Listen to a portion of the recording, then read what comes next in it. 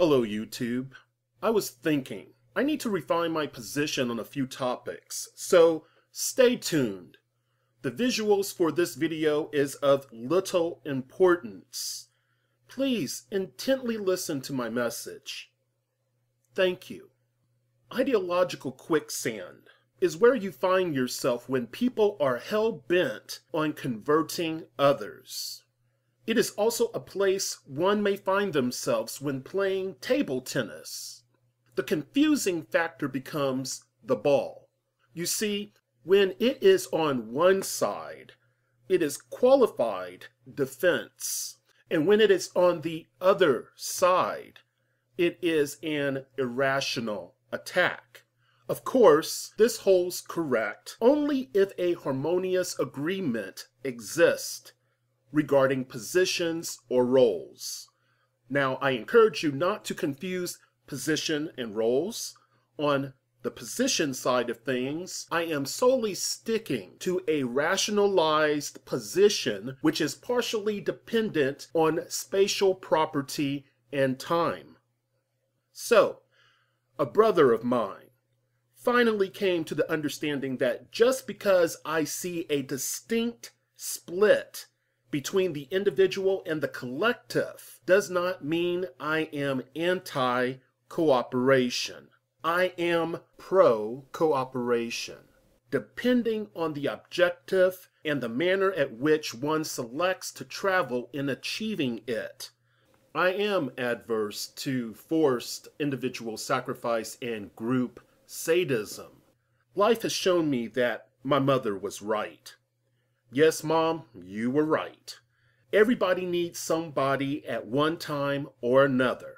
It is the person that lacks good judgment that fails to acknowledge human nature. They may be so filled with visions, questions, and wonder that they do not see the cliff he or she is likely to fall over. If you look closer, more frequently, you will find an internal companion at your side.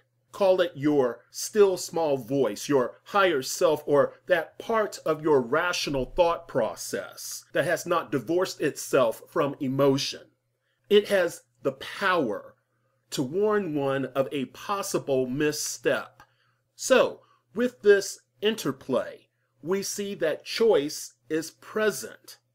Before we get deep into this, accept this fact from me, okay? I comprehend the broken nature of the system that we all live in. I may not have a full understanding of it, but I definitely have a working understanding of it. Ultimately, I think we can accurately lean out reality by stating it, meaning the system, generates dependence and use oppressive tactics to control their existence. As it applies to Black people, especially descendants of slaves within America, the system is geared to generate or to behave as a nigger factory. Yeah, you heard me right, a nigger factory.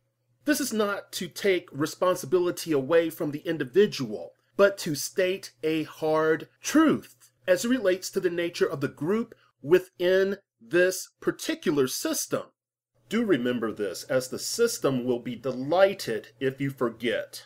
The individual, no matter the subset that they belong to within the human family, must be functionally taught how to be productive in order to be a positive attribute to society and to their self.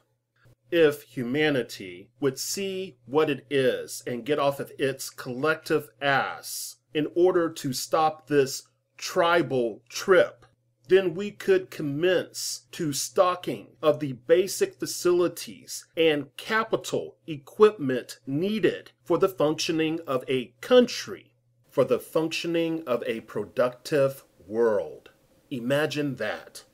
That means a revamping of the economic, political, and social structure as we understand it today. That means, more specifically, the basic overhaul the basic structural overhaul of the entire system as we understand it to be. This would allow all to thrive with reasonable restraints. However, this is not the way of the world. So, here we go. Knowing that this is not the way of the world, you may wonder why I have issue with racial nationality. Well, first we must consider subject and context. Let's start with subject.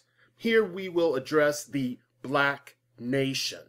So in essence, we are speaking of racial nationality.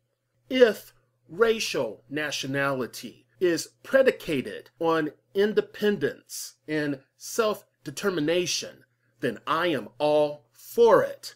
Yet, I must acknowledge the totality to the best that I can. I must acknowledge that race, though highly influential, is not the end all. Humanity trumps it. So when considering the context of operation, I must be cautious, especially when history and external influence contributes to my consequence. When the apex of our hierarchy is clearly delimited as race, I am always going to be in strict alliance or strict allegiance to a division of the human species.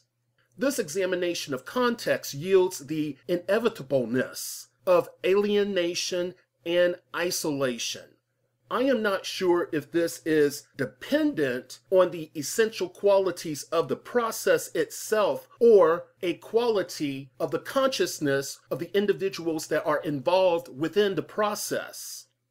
Also, when considering the power and disparity between racial groups, it does not encourage compassionate behavior or honest communication.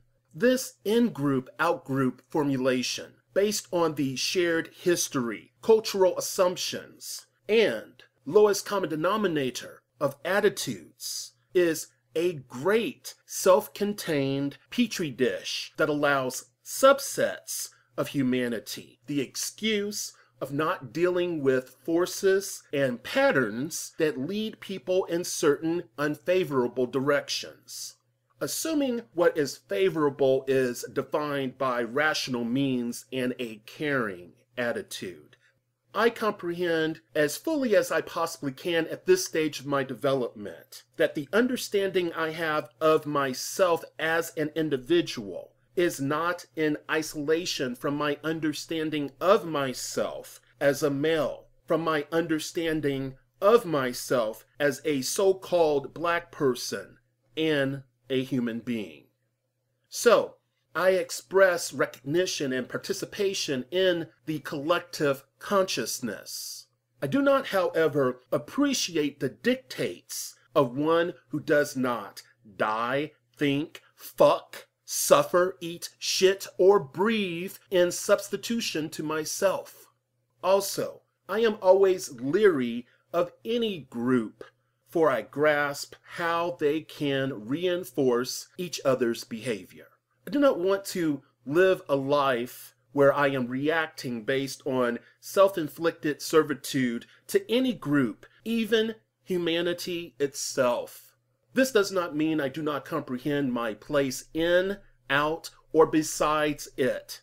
Likewise, I can see how showing genuine concern may have flourished due to the evolutionary realities of group dynamics, as well as individual development, which can be influenced by environment, hence the importance of caution.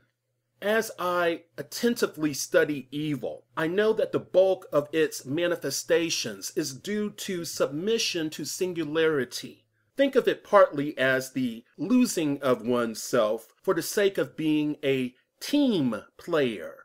You gotta get with the program, got it? It allows a person to not feel accountable or responsible.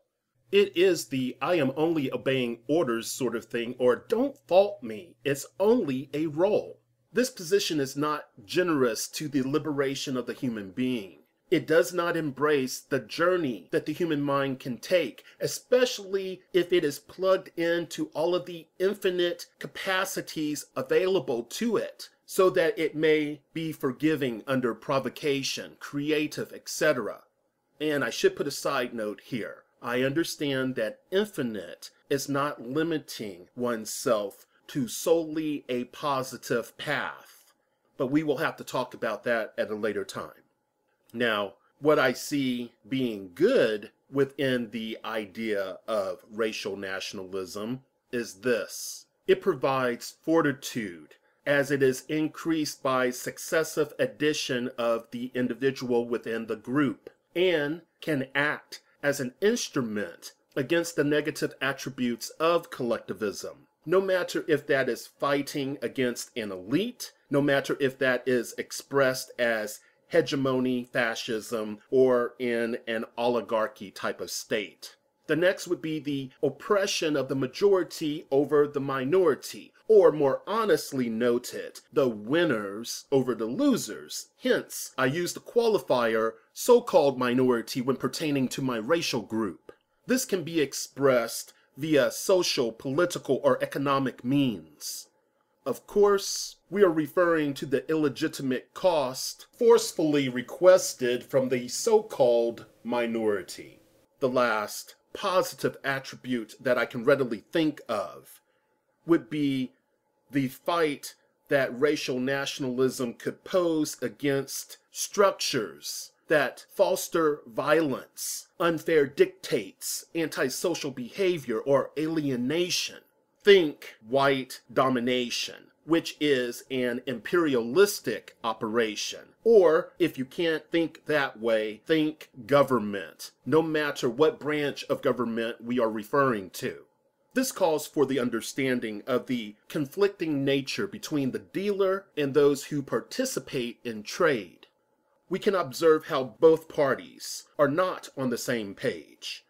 Under the system of capitalism, they appear more often than not to have an antagonistic relationship. The dealer, having the initial power position, can effectively use his or her interest to deceive or to oppress. The trader, depending on need or desire, is at the mercy of the dealer. Therefore, it is obvious that it is beneficial to cut out the middleman and to set up systems that will both trade and deal more often than not fairly with the individual without bias. So, do not think I fail to see the benefit, though I never heard anyone express it in this particular manner. So when you have a uniformed team that will put man after man after man in front of your self-interest, it makes sense. Eventually, they will opt for you to be in compliance with their terms. A very effective means to divide and conquer all of humanity, but especially effective when dealing with racial groups. So my ideal is to have a general working model of the movement of the racial nationalist, but with a different intent and an unwillingness to submit to obvious weaknesses in the previous model, and to cut out the middleman, which is the focus, therefore supporting my individual interest and my ultimate group interest, which is all of humanity. If we study power and we come to terms with the sociopaths and the psychopaths that tend to occupy positions of power, then we would be engaging in true change. This is not to say I am unwilling to work in groups that have racial interests at heart, depending on the methodology employed and the restraint on my personal resources. So all said, I respect the path you select if your intention is to live an honorable life, if you value discernment, and if your actions do not conflict with what you say. I know that you may not agree with me, but that is not necessary. I want you to understand that I will work with anyone that is on the side of right. I have no choice if I want to be true to myself and if I want the best possible life for myself and for those that I love. Thank you for listening.